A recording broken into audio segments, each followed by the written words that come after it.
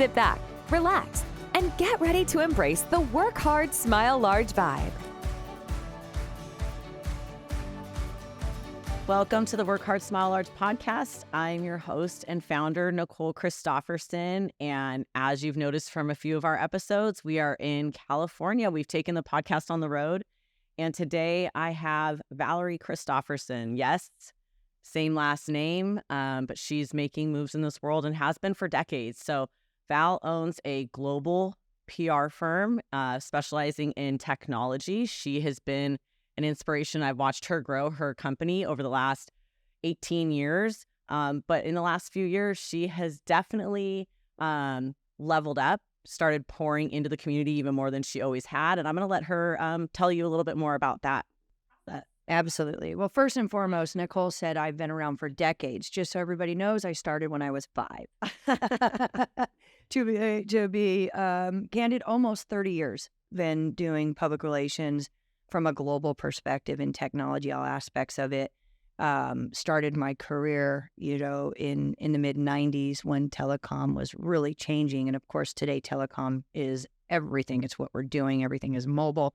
Really looking forward to having this discussion today. And part of mobile and technology before it even progressed to where it is today. So you worked for somebody else, as the industry was innovating and PR was kind of leveling up and the technology aspect and the people that you represent and the corporations that you represent.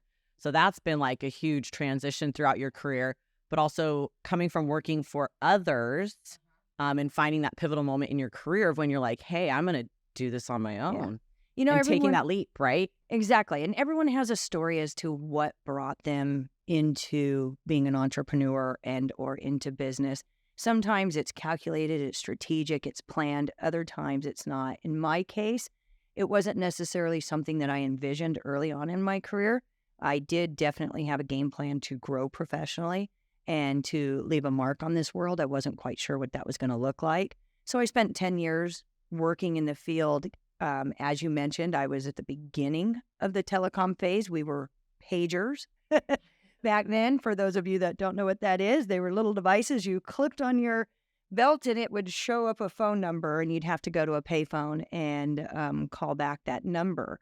So you advance forward after a decade. I was at a point in my life where something needed to change. I was definitely working 120-hour work weeks. Loved it. Not lying. And she's worked a lot, even since I've known her. Saw 32 countries within that decade and just kind of took a step back and said, where is this going? And the growth opportunity wasn't necessarily there for me in the agency I was working for. And so I took a leap of faith and said, you know what? I'm just going to try consulting for a couple months and decompress. Well, one thing led to another, and within 24 hours, had a couple of clients. Within a month, had an employee. Within 2 months, had an office. And then the rest is history, as they say, just continued to grow it over the last 18 years. Yep. It's organic reach. You just had to try it for yourself, and then all the answers kept coming to you. But it's not like you were groomed to be an entrepreneur. You were just like, hey, these are my skill sets. These are my relationships. Right. How important are relationships in business? Extremely. And that's really where the success came from, if I'm being candid. In full transparency, there's a lot of trial and errors, on the back end side. I'm a PR. Failing forward. I mean, I'm a PR professional. I was not a business owner. And everything from having to run to the mailbox to make payroll to recruiting and determining what type of team members we wanted to have on staff. And again, the name of the company is Global Results. So I had a global understanding and global appeal. What you do in Asia is much different than what you're going to do in Latin America and Europe, especially back in 2005. We were on the embryonic phases of becoming a global economy, but we weren't there like we are today. Yep. So, failing was what leads to success. And I don't even view it as failing. With every quote unquote failure, there's opportunity. And it's opportunity. It's all in the mindset. You have to firmly believe that it's going to be okay. So what? You have a client, you made a mistake, you learn from it, you won't do that again, as long as it's not catastrophic. And the key to success is morality and ethics. Yep. As long as you are staying within the ethical lines of what you believe and what you want to project, you're going to be fine. Yeah. You know? And it's getting comfortable being uncomfortable, right? It was uncharted territory. Like I remember when I started my brokerage and it wasn't like, hey, I'm going to go start this huge brokerage. It was like, hey, I'm servicing my clients and it's time for me to take that next step. And the brokerage I'm with isn't able to provide that for me. So I'm going to try this. And I got the blessing of my clients, but I had never run a brokerage before. Exactly. So I spent equal amount of time, taking care of my clients and doing my job as I did learning how to run a brokerage. So it was, tons of hours, 15, 18-hour days, 7 days a week. And But so loving you every start minute somewhere. of it. I was growing, I was learning. And I think that's like infectious in a lot of ways. It is. No, it absolutely is. And then making sure that you're open-minded and learning along the way. It doesn't matter where you're at. I'm 18 years into owning it on my own and 30 years into the profession, and I still learn something every single day from somebody else. And it's also okay to admit you make mistakes. I was on a new business call last week, and one of the things they asked me, well, what do you guarantee? And how are you going to improve your ROI? Excuse me. And how are you going to, give us what we want when what they want may not be realistic, right? So I take a step back and To change tomorrow. We've all learned that. Like the world could completely And it change within a blink of an does. eye. So And it does. So I just took a step back and I said, I'm talking to a human who needs to achieve a certain result. So my job is to provide the strategy and the path to getting there. Maybe it's what they want to hear, maybe it's not, but you can always achieve what you want to achieve. If you want to be on the cover of Forbes magazine, you're not going to necessarily get it overnight, but you can get it if you're willing to take a year or two, whatever that path may be to getting there, right? And so it's a matter of communication, being clear, being direct, setting expectations, and then also admitting we're not perfect. We're going to throw some things out there and we're going to see if it sticks. And if it doesn't, we're going to pivot. We're going to admit when you know what? Not happening. And you just continue to move forward. It's job, they're going to do theirs with their input and you're going to absolutely. And that's the only way that, you should be looking at business if you want to succeed, because it doesn't I matter apply how that big or small. mindset to everything, Right? to education with my children, with their educators, with everybody. We're a team, my family. Like we are a team. I'm not going to do everything for you. You're going to contribute, and we're all going to succeed together. We're all going to progress together. It applies to everything in life. So true. So true. So business aside, it's thriving, it's successful. She's growing consistently. Like she's just making marks in this world and representing amazing brands. But there's other contributions that you've made to community, with your business and outside of your business and with your family that I really want to bring to the forefront, because you dedicate so much time to your clients and you find time to continually dedicate to your family and to the community. So there's a couple different organizations that you're a big part of that I want you to share with our listeners today. Absolutely. So I believe in family first and how you define family. I've got a family at GRC. I have a family with, myself and my son and my other half. I have a family with my mother, yourself, and, siblings, etc. So not to compartmentalize family. When you bring it all together holistically, you have to say, what are my family values and what is it I want that family to look like? So if you take a step back into 2021, as you know, I was diagnosed with breast cancer. And that's one of those pivotal moments in your life where you say, am I going to feel sorry for myself? Am I going to say, who cares? Am I going to deal with it? Am I going to, what am I going to do? And for me, family first came to mind. My son, I had a 6-year-old son. No way was I going to leave him alone, right? Then I take a look at my siblings and everything. Life is just so good that death wasn't an option. So you do what you need to do. And I talked to the doctors. I did what I needed to do, had the mastectomy, lived through it. 30, 60, 90 days later, I'm, functioning. I'm up and running. And that experience really took me back and said, it's time to give back even more and branch outside of just my network and my, existing family. I had a neighbor who went through a tragic loss of her son, Bradley Rofer. He was hit by a car on his way to school. He was 8 years old. First time he had ever ridden his bike, and the family was very enthusiastic and cheering him on. That hit the community very hard. And his parents, Aaron and Josette, are doing the best they can in trying to turn this into something impactful. And they started what they call the Bradley Rofer Foundation. And how could I not get involved? How could I not be a contributing member to what they're doing? And what they're doing is raising funds and giving back to kids in the community. And to date, over 26, 27 kids have been helped. And I know yourself has been a part of that and has been a big contributor to it. And it's working. You know, we're taking a community out of isolation and doing something positive out of something that was very public and, trying to turn the tragedy into a purpose. But it's not like that just happened right after you discovered your, breast cancer and you were treating yourself. It was like you started getting so involved in your neighborhood and your community. And I think you pulled yourself out of your normal routine. Cause I can speak candidly. She's my sister. Yeah.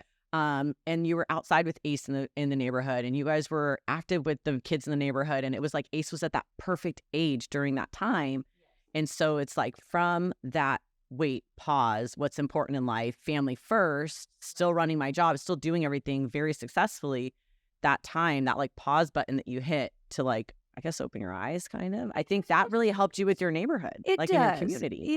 It just, I guess the breast cancer was a pivotal moment for me, not from a medical standpoint, because candidly, cancer's cancer, and who cares?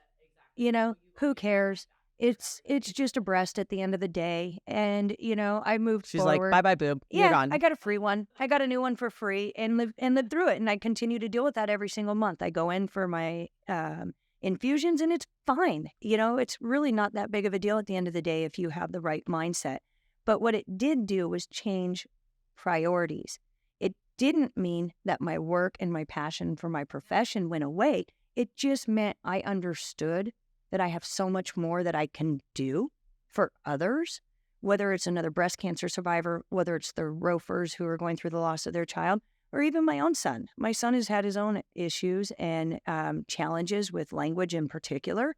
And, since he was 22 months, he's been in and out of different therapies for language processing. And, a lot of people along the way say, oh, he's not going to be able to do this in kinder. He's not going to be able to do that in first. Or most recently, second grade, we'll see if he goes on to third. He's going. He's moving forward, right? So putting that energy into what matters and eliminating the concept of what could be perceived as negative energy around you. And so, speaking of Ace, it was, right around the same time I was going through the breast cancer ordeal that he came to me, and he had just learned about St. Nicholas. And he was like, Mom, I actually want to do toys in August. I'm like, Ace, why August? Who cares about August, right? And he goes, because I'm not in school. So we created this little wooden box that he still has, and he painted it and he put little money signs on it. And then he would do little chores around the house, walk the dog or clean up his room. And we had these little fake money coins that he would drop inside this little wooden box. And August came around and we counted up how much we had. And we went to Target and we bought some toys. And then we delivered it to a family who was living in a motel, a couple of, young boys in his age category. And he just kind of lit up. And he was like, wow, this is so much fun. Let's do it again. And so I didn't take it as serious as I probably should have last August. But having gone through the last 7-8 months and helping to build the Rofer Foundation, and my son being a part of delivering some of the checks, he brought it up again earlier this year in March. And he said, Mom, August is coming. I want to do something. So I said, you know what? All right, let's figure it out. And let's do another toy drive. Well, I want to invite my friends. And at the time, his football team, his basketball team, whatever it may be. And he's like, I want to invite this person. I want to invite this person. I'm like, wow, kid, where are you taking this? So we created a board of children between the ages right now of 6 and 8, the goal is 17 and under, and put these group of children together and let them ideate as to what we were going to do to give back. And one of the kids said, I want to write letters to my grandma. Excellent. So now we're writing letters to senior citizens and delivering them to various senior homes. We've collected over 300 letters in the last month and a half. The kids have learned how to get out there and publicly speak and give back at the same time. And y'all can see it. We have a reel on our Instagram, and I believe it might even be on our YouTube channel as well, where I was able to visit the Ace of Hearts Project board meeting about a week ago and witness children, 2nd grade and younger, coming together collaboratively, walking through a board meeting. I mean, as 1st and 2nd graders would be like, lots of disruptions and energy and excitement, but thoroughly engaged and passionate about what they were doing. Absolutely. I mean, they've been out there talking to their teachers. They've learned rejection, which is fine. They've learned how to communicate in front of older people that, pitching these folks to write letters. We've done pop-up booths. We've been, very active in the community in the course of 60 days, and we're getting ready to do a pretty significant toy drive. We're going to do a bowling alley. You get to bowl for free if you bring a toy, and we're going to deliver those to foster care homes. And then where it goes, the kids are going to decide. Most boards are made of let me back up. Most boards are made up of more senior level people. I decided to reverse engineer it. Let's let the youth take this, but at the same time, keep them very passionate about giving and doing something that can impact their community. Well, and that's where Work Hard, Smile Large and Ace of Hearts project are so aligned, because while I don't have a definitive, this is what the kids are going to do, it's what can I pull them into to be a part of so they can continue to inspire themselves and be a part of something that they might not have had that opportunity. What's it like to start a business and to start a brand and put branding together and put a website and be able to gather people together for an event? Like, what's it like to start a board and bring them together? And what's it like to sit at a board table and meet together? Like, you're teaching them something and giving them that opportunity that's very serious, but on their level, and they're so capable. So I think my takeaway is they're so capable and they have great ideas. So innocent and so creative. I mean, is there going to be bathrooms at the bowling alley? You don't ignore that question. You answer it, right? It's a legitimate question that we adults, first thing we do when we walk into a place, where's the bathroom? So a kid's asking it in the middle of a board meeting, but it's a legitimate question. Going with their minds and letting them have a voice at such an innocent, youthful age is so empowering, while using your expertise to guide and direct. You guys, you got to get back. You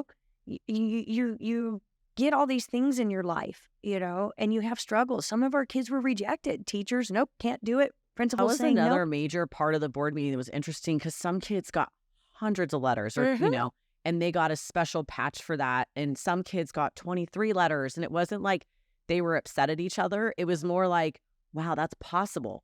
They were seeing the opportunity that they still had, because they're not done collecting letters and having their friends in their community write letters. It was very inspirational to one another across the table. Absolutely. And since girls, then, boys, all of them. Absolutely. And since then, the team members are kind of getting together. Oh, let's pitch together. Ace and Cash, so Ace Hearts and Cash Money, got together and pitched their Taekwondo facilities together. Tonight at a basketball practice, I've got 4 board members coming because they want to do it together. So then what they do is they split those letters. So the collaborative nature rather than the competitive nature of learning how to work together rather than being jealous or catty about, oh, you got competitive. We're trying to take that competitive nature of everything down. It's collaboration is so much more powerful than competition. But yet still learning competition is okay. They get the patches. Somebody's wearing 15 patches, one's wearing 1, right? So how you handle competitive is different when it's brought into that manner. And if you follow the kids' leads, they get a little argumentative here and there, they work it out. Adult intervention is not always needed. So from overcoming, your health concerns or your health risk, you're obviously managing it and keeping a positive mindset, because positive mindset takes us so long, to really diving in and helping the Rofer family launch the Rofer Foundation and pull the community in to help support them through this very integral first year and emotional first year. We've really enjoyed being a part of it and seeing our community in Orange County that our family all resides in, come together and bring awareness to the children and the safety and what families can be doing more collaboratively together, right?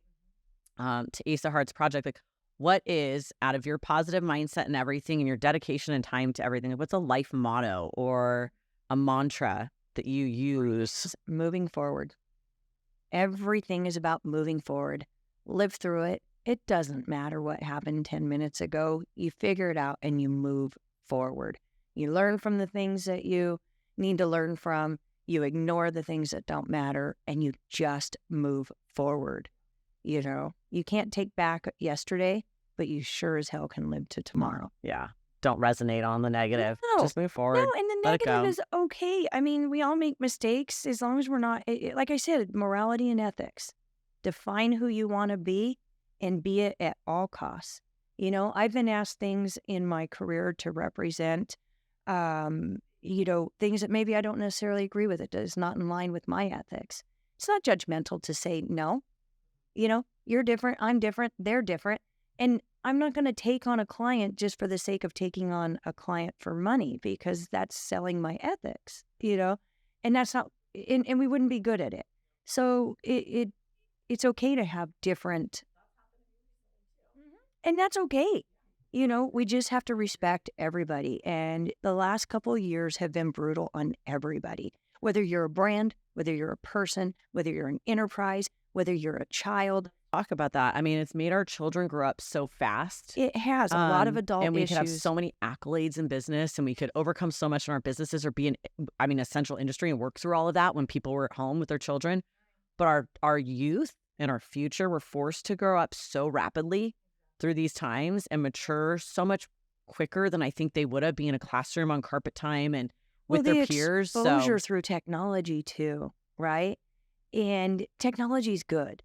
It really is. I'm very biased when it comes to it. I've seen what it's doing. I've seen it.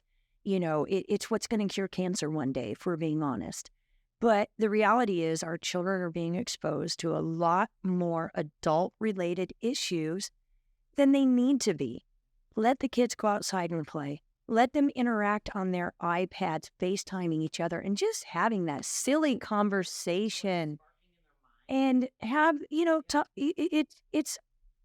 we've got to embrace 2023 and what it is, but there's no reason to put so much pressure on these kids, whether it's to perform at a straight A level, whether it's to, deal with topics that just are above their experience. You can't drive before 16, right? And there's a reason for it. Sure, a 14 and 15-year-old probably could get behind the wheel and do okay. My 9-year-old and 12-year-old can drive a golf cart. Right, that's but there's a reason driving, why it's not a vehicle. developmentally we just don't allow that, right? For the safety of others, for their just lack of experience.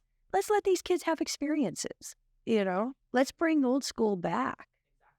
And that's where maybe me being an older parent, comes into play. I'm not saying age is I'm a number. old. Move forward. I told you I started when I was 5. I told you I started when I was 5. But I embrace my age. I actually am very, very happy to be where I'm at. I think these last few years of experience, because it's forced us to make major transitions in our lives. It has. That have, helped our children overcome adversity and find strength and get comfortable being uncomfortable in a new place and meeting new people and being farther away from family and stuff. But Work Hard, Smile Large launched because of that. Exactly. We threw our heart into our community for my daughter, and it's carrying through our other communities and through the nation and stuff. And that's ultimately what you're doing. I mean, it's these things, there's so much positive that's come out of it.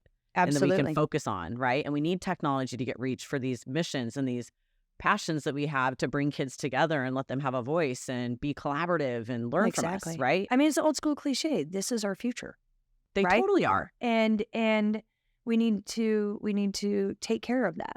I have a question for you about Asa Hearts Project, because they're writing letters to elderly and you bring them to, elderly senior care facilities and retirement homes and things like that. And they're presenting them in person. Uh-huh.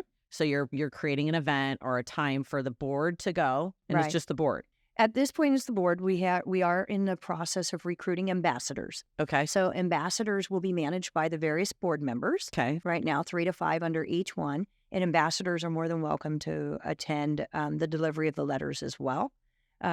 We're taking it as we go. Okay. One of the next board meetings that the board members will be voting on, I don't know if we'll do it or not, the children will decide, is we received a phone call from a gentleman that caters to the military. And so we have a request for the kids to write letters for the men and women that are overseas. And, the board will vote on that. And so we're going to pivot wherever these children's mind take us. So are you giving a return address? Like, do they get letters back? Is it going to be collaborative and like... That is absolutely an option. Okay. And so we will be doing our first senior drop in the next 5 to 6 days. And we will get feedback. And if somebody would like to return a letter, they'll send it to the Asa Hearts Project address. Right. And then we will deliver it to the board members because we are dealing with children. Absolutely. Protecting their, their identity and their safety. We do. And we came up, each child had to come up with their own name. So my son is Ace Hearts. We're not using last names to protect their identity and just be socially aware. And his little logo is a heart with a picture of a little boy and a teddy bear. That teddy bear is very personal to him. It's his teddy bear Flippy that he's had for several years. We've got another board member named Cash Money. So instead of the teddy bear, he's got a $sign. We have Gwen the Great. Her sign is a thumb. So they each get to come up with their own identity, something that they're passionate about, and they get to manage these ambassadors and within reason, of course. And yeah, we want to spread. We want to spread the word. There is no financials involved. We're not charging anybody anything to be a part of this. That's why we're calling it a project, not a foundation. And we want to see where it goes. Well, we're excited to collaborate with you because I know our Work Hard, Smile Large ambassadors, while it's not limited, we invite all of the youth that are familiar with Work Hard, Smile Large to go and familiarize themselves with our Work Hard, Smile Large promise on our website so they feel what we are doing and what our passion is and what my children have wanted to with our life mantra to share with others. And from that, they can sign up to become a youth ambassador and receive a certificate. And we just ask them that they use the Work Hard, Smile Large mantra in their life every day and share it with their friends. And you're motivating people, and you're opening the eyes to parents too, as to alternative things that children can get involved in. Hey, look, and everybody has a different experience in life. Exactly. And how you react to it is under your control. And we chose to react to everything super positively because my daughter didn't want to change. And we didn't want to change who we were to get acclimated in a new area or a new school or anything like that. My daughter wanted to be friends with everybody. I want to be friends with everybody. That's who I am. So we're sticking to that. And so Work Hard, Smile Large is about people coming together and working together, and not focusing on differences, focusing on similarities and collaborating together and things. So however we've been talking about it. We're brainstorming on how we can get some more letters to Asa Hearts Project from our Work Hard, Smile Large ambassadors and how we can also do stuff. I know the Rofer Foundation is going to be doing stuff with the youth as well and collaborating with Asa Hearts Project. So we'd like to... The Rover Foundation is collaborating with Lion's Heart right now and is part of what they call the Lion's Heart Pride program for kids under 12 to do service hours in their communities. And as part of that, Josette in particular is heading up an initiative to teach kids the back end side of business and, helping them through mentorship, learn how to run a business, make some money, and give back a portion of that to a charity. So all of these different things that we're all doing is all these steps forward to making everything. But we're bridging this gap on possible. time. Exactly. And so, they're able to have a better idea or concept of what it takes to run a business or what it takes to do outreach into a community and give back and stuff. Right. So that time gain was what I'm going to call it. Right. That time gain, what are they capable of in high school? Right. Right. They're asked to do so many things for community and for community service and things like that during their, secondary education, their high school years and college years and things like that. But if they're doing it earlier on and making a greater impact earlier on, it's just so much better for the future and for them. And it's not so time consuming that we forget that they're children, right? They still have time to do their sports and go outside and play. We're just integrating these concepts into their everyday lifestyle. You're already playing basketball. Take 5 minutes at the end and ask children to write a letter. You're already going to school every day. Ask your teacher if you can have a rainy day letter writing day, whatever it may be. So, it's so doable. It is so doable, and it's just all of us coming together and, sitting with our kids and letting them tell us what they want to do or be a part of or pulling them into it. Mm-hmm. You made such an impact on me as your sister. You're making such a mark in our communities, and with ACE and with your business always. I know you have these relationships and are always doing phenomenal things for people and relationships that you have in your business as well. What do you want your legacy to be, Val?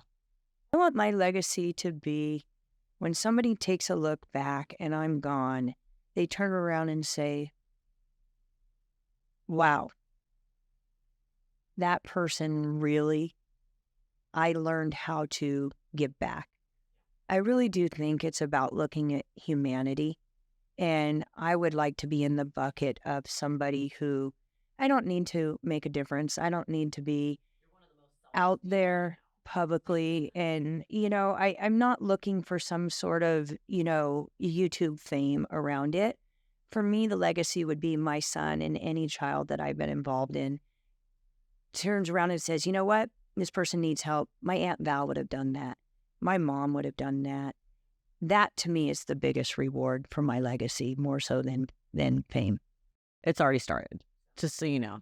Thank you. I talked to my husband and my family, large, like Aunt Val would do it. It's something Aunt Val, Aunt Val would not blink an eye at that, or you know what I mean? And so you already are starting that legacy. It's already started. So I can't wait to see what you do with ACE and with the Roper Foundation and with anything else that you do. And I'm looking forward to introducing more collaboration with you through Work Hard, Smile Large. Absolutely. There's so much we can do together. We're just beginning. Ace of Hearts Project is on Instagram, Facebook, Twitter, YouTube, aceofheartsproject.com. Perfect. And we'll put that out there for you, and it'll be in the description as well. And then the Roper Foundation is bradleyrofer.org. Yep.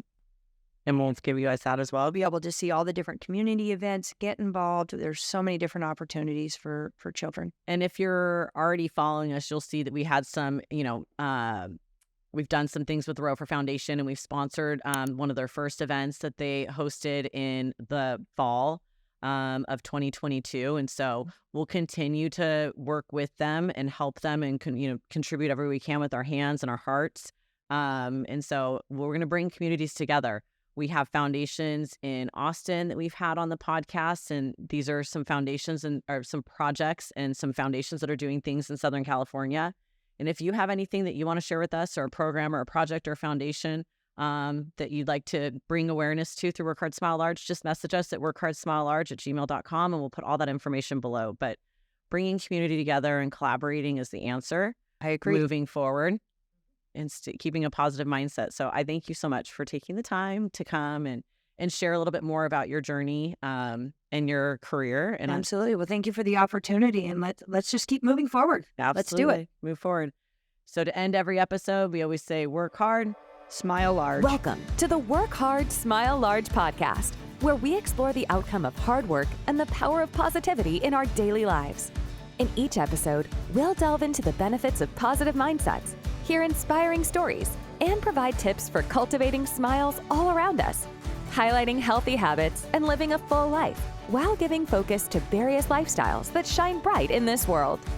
Help spread Work Hard, Smile Large in your community by coming together, pouring into others, and inspiring the youth to become WHSL ambassadors too. Sit back, relax, and get ready to embrace the Work Hard, Smile Large vibe.